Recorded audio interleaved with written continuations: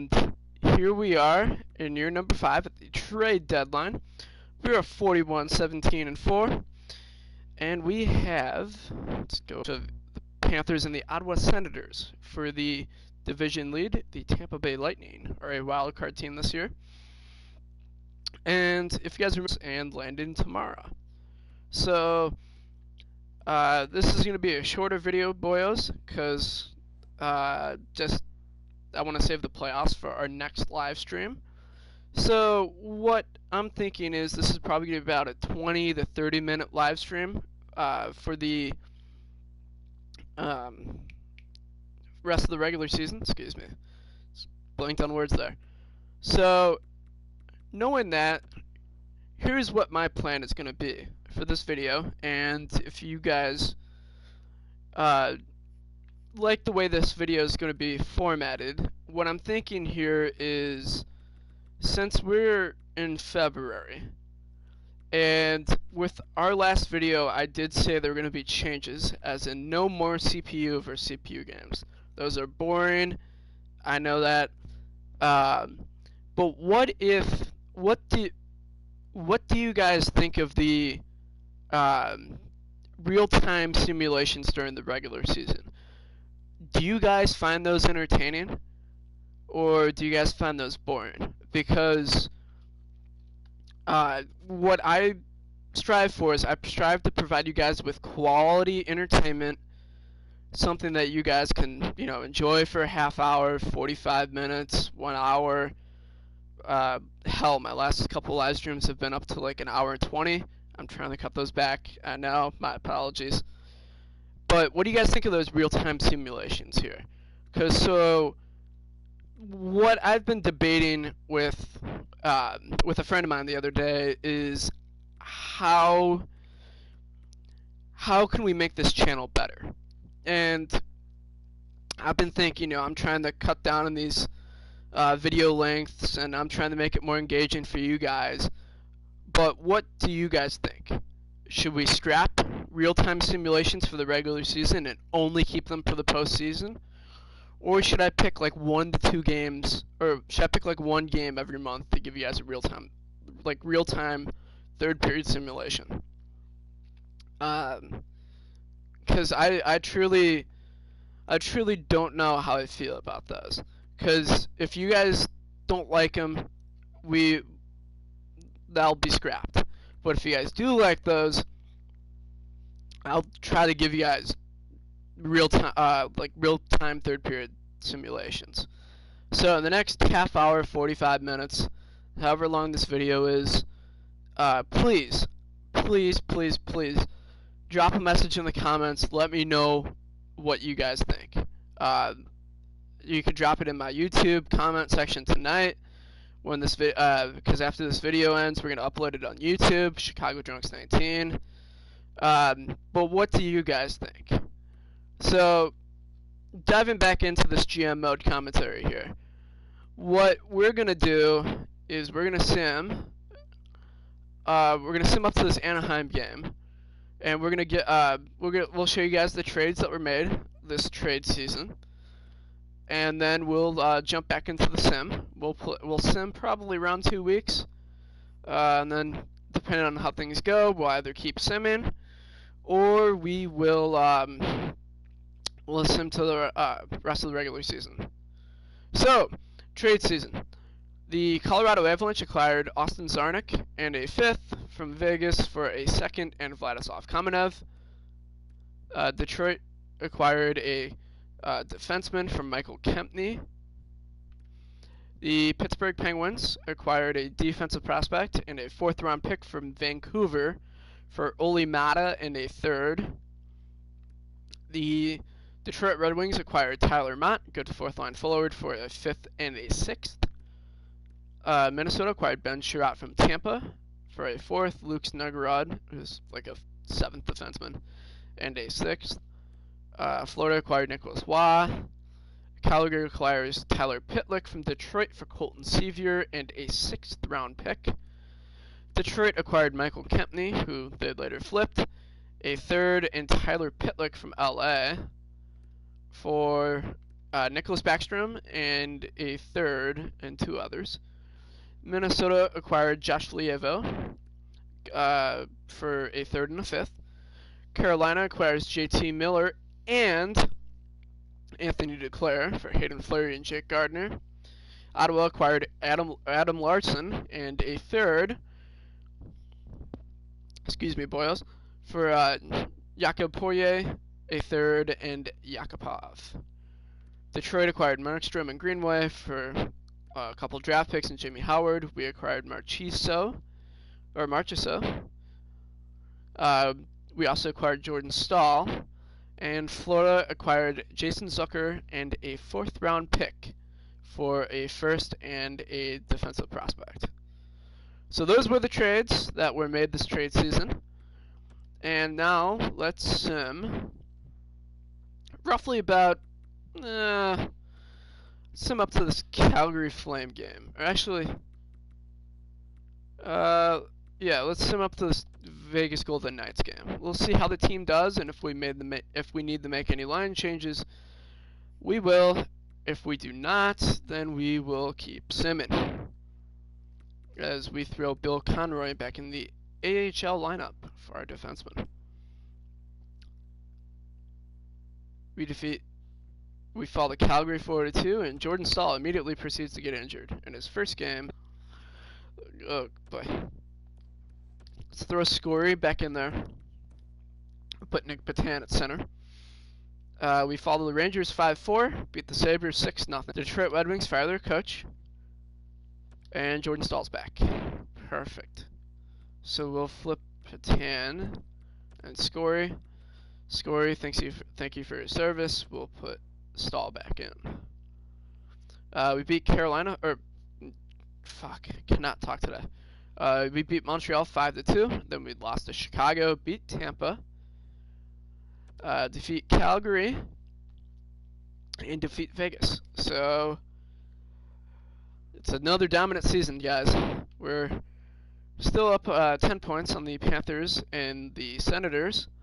And as of right now, we are in first place in the league. We lead Chicago by 2 points, and we lead Washington by 6 in the Eastern Conference.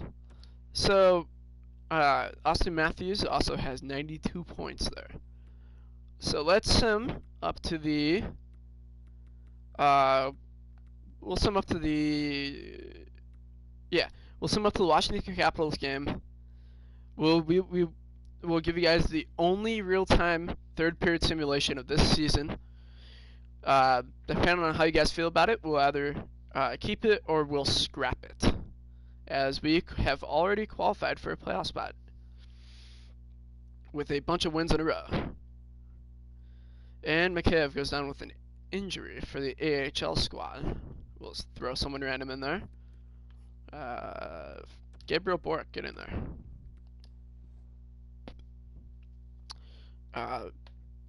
Shut out the Islanders, and good God, this Conroy dude is literally made of glass. Alright, we'll throw Crawl back in there. So we shut out the Islanders 5-0. And I think it's a must. These two games are a must-win if we have any desire of winning the President's Trophy. So let's give you guys a.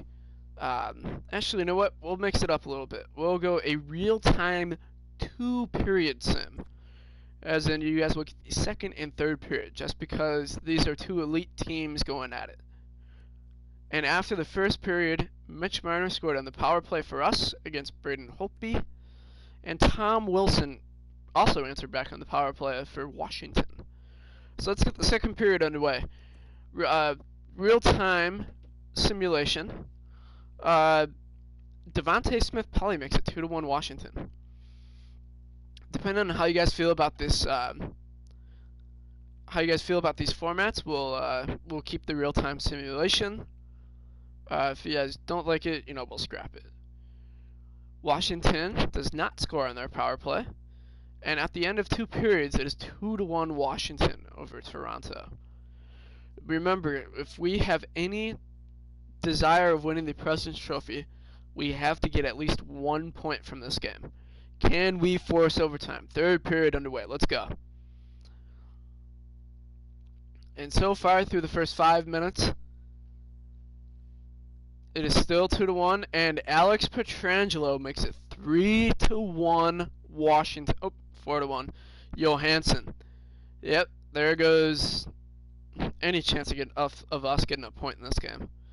Oh man, we were run out of the building on home ice nonetheless against a Washington Capital team.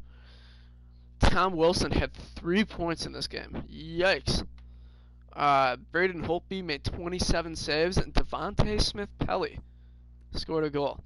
Remember, this is a Washington Capital team that I believe they do not have Alexander Ovechkin. I think Ovechkin is playing for Detroit, if I remember correctly. As Liljegren, Giroux, and Marner had our only points. Yeah. Kovalchuk plays for the Caps. Okay. What a world we live in. Malkin is a Capital. Oh, jeez. Yeah, so this is a very different Ovechkin-less team. For starters, they replaced him with the remnants of Ilya Kovalchuk. And they also have Evgeny Malkin. So that's just the world we're living in. Where Evgeny Malkin is a Washington Capital. But here we are, guys, in the last game of the regular season. As we're going to make a quick change on defense for the AHL boys. We're going to throw this Bill Conroy dude back in there. Since this could be the President's Trophy, since we're tied with Chicago, I can't believe I'm saying this. I'm going to give you guys a real-time third period sim in back-to-back games. This is an important game for the Toronto Maple Leafs. If they will win, I think this would be back-to-back President's Trophies. And Chris Letang makes it 1-0. But Jake Muzzin responds back. Tied at 1. This could be a fun one, guys. If we have any chance, if we have any chance of winning the President's Trophy, we have to win this game.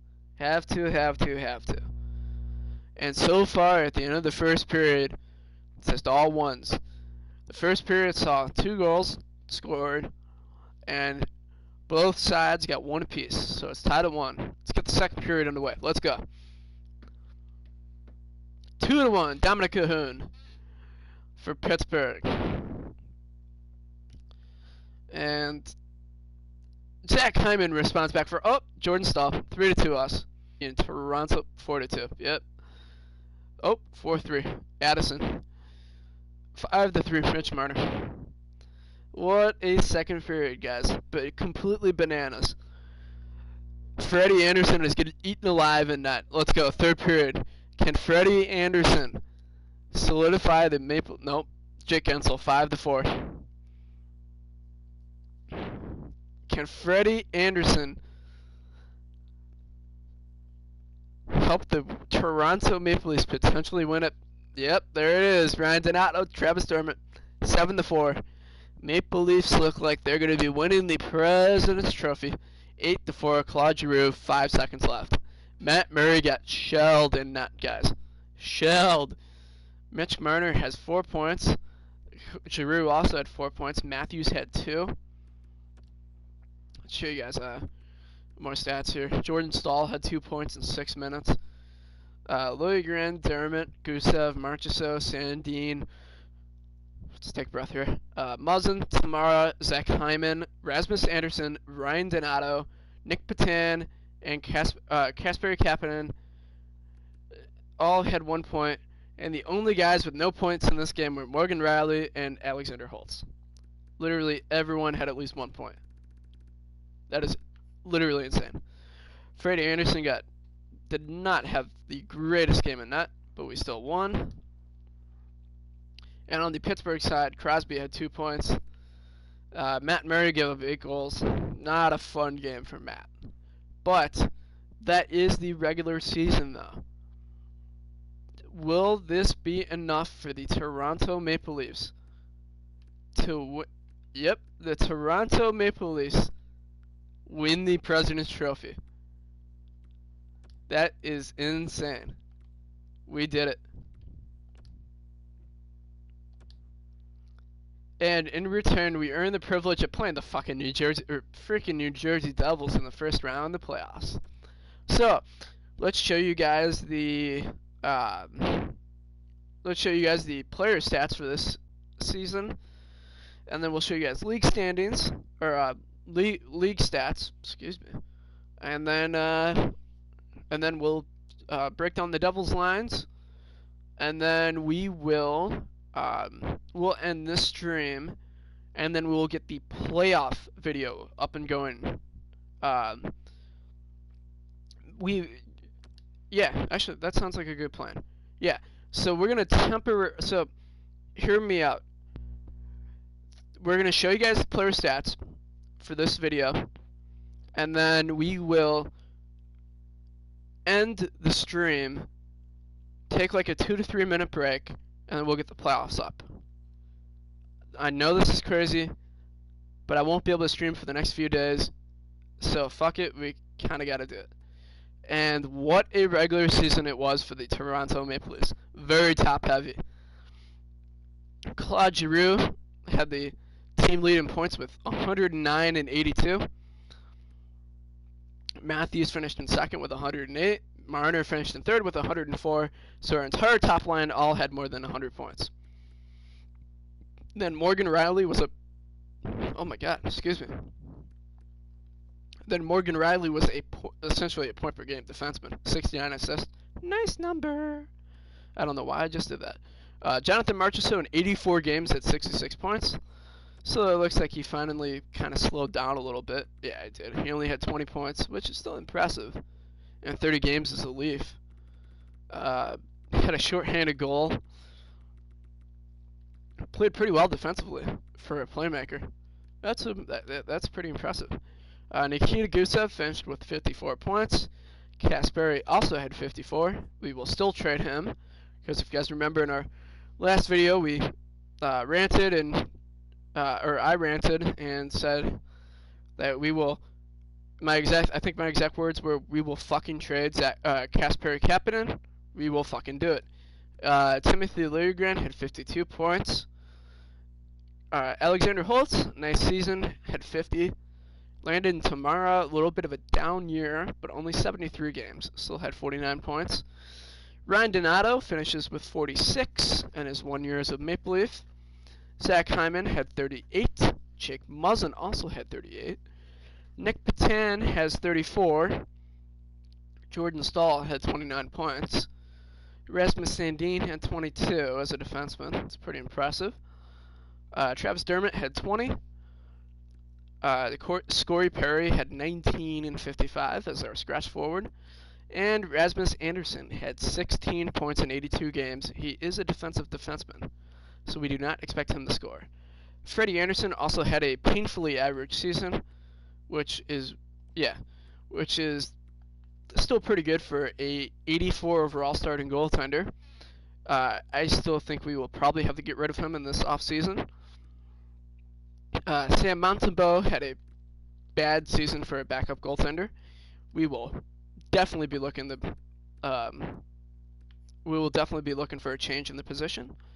And how about that? Claude Giroux led the league in scoring. Austin Matthews was right behind him. Connor McJesus only had 105. Down year for him. Mitch Marner had 104. Malkin had 103 for the Washington Capitals. Tyler Seguin finished with under 100 points, so it was a down year for him. He only had 99. Taylor Hall, still a New Jersey Devil in this world, had 96 points. Stammer had 95, and Jack Eichel also had 95. Rookie skaters, Jakob Pelletier finished with 49. He'll take home the Calder. And goaltenders, let's sort this to like 20 games. Robin Lehner finishes with the league lead in save percentage. Devin Dubnyk had an awful season, only won 4 games. Robin Lehner also had the best goals against average. So it was a terrific year for Robin Lehner.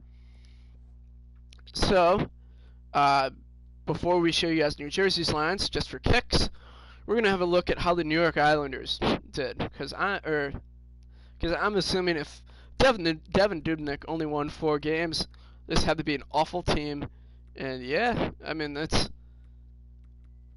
79 overall. Brock Nelson with 2 years left at $6 million per. That's not a good contract. They have a first line forward, medium elite sniper with an elite shot. Elite. I don't know what he's doing on the 4th line. But the kid definitely shoots the puck. Minus 34. Lucas Raymond, who looks done. It looks like they've completely destroyed him. So they only give him 11 minutes time on ice. Jordan Eberle, Casey. So they don't have they're not the best forwards, but they're not awful. Beauvillier. Yeah, there's just no forward depth on this team. Josh Bailey, Jonathan Huberdeau. So they have offensive talent. They just stink, plain and simple.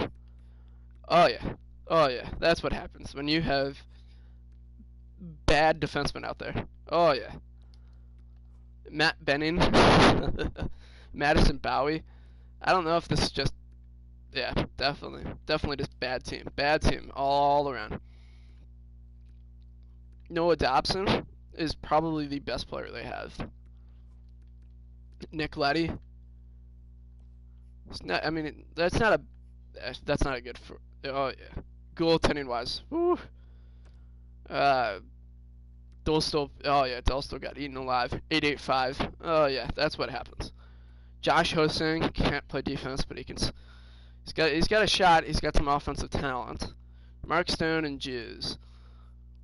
And no surprise that Devin Dubnyk won 4 games with that team. So let's show you guys the New Jersey Devil lines, and then we'll end this video specifically, and then we'll upload the round 1, and then we'll start the playoff video, round 1, in like a matter of 5 minutes. So we're gonna do a breakdown, or we'll just show you guys these lines for New Jersey, and then we'll get the playoff video started. So they have Taylor Hall. They have a first line of Taylor Hall, Nico Hischier, and Jesper Bratt. So I'm gonna say, so that's a pretty damn good first line. Second line of Joey Anderson, who's a 4th line forward, Jack Hughes, who is not a 4th line forward, and Cal Palmieri, who's an interesting fit next to Jack Hughes. Third line of Miles Wood, Michael McLeod, and Fabian Zetterlund. And a 4th line of Brett Seney, Jesper Boqvist, and Scott Wilson. Defensively, they have PK Subban and Rasmus Ristolainen, Will Butcher and Damon Severson, and Ty Smith and Sergei Novoseltsov, with Mackenzie Blackwood in that. So if there's one weakness, it's probably their goaltending. They might be their goaltending and their defense. Their forward core's pretty stacked. I mean, Michael McLeod's a good player. So now that we've done this, we're gonna technically end this video, but don't go anywhere, guys. We're gonna get the playoff video started in like 2 minutes. So thanks for watching, guys, and we'll be back in 5 minutes.